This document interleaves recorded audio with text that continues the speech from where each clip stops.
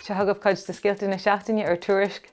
Seachtain ina ró Tuairisc ag ceilirí 10 mbliana ar nád. Darc muid siar ar chas na Gaeilge agus na Gaeltaide sa tréimhse ó bunaíodh an teirbhís nuachta ar líne. Is scanan fashion sin nua a léiríonn go bhfuil an Gaeilge níos fashionanta na riamh ach go bhfuil níos lú daoine a labhairt. Bhí dílúna ón Gaeilge an éirí ag beagnach 7,000 de galtaí bunscoile agus iarmhunscoile an stáit. De réir figurí nua tá faitíoh Tuairisc ón rinn idithis den scóbhlíonn chaite. Bhí dílúna ón Gaeilge ag breis agus 7 de galtaí. 8 de galtaí na sraithe sóisiirí nach near na scrúdú Gaeilge am léana. Tá achmhainn AI don Gaeilge le fóbairt ag údarás na Gaeltaide. Tá tús curtha le próiseas taisceanna han fóbairt a dhéanamh ar an airlis ard intleacht na Gaeilge faoi dhearú fiche sé. Airlis a chur hí serviceí cainte AI Gaeilge go Gaeilge ar fáil.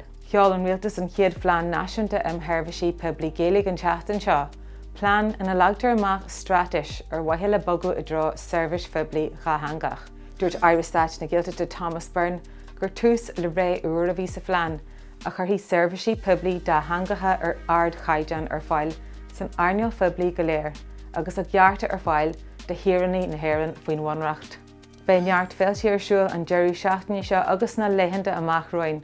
Bé féile ealainn bheal fairste, barbaro mór eile ealainn de faistí an gáilibh, chun maiile himachtaí eile tarlú agus cur síos ag Bridget Franach orthú doin.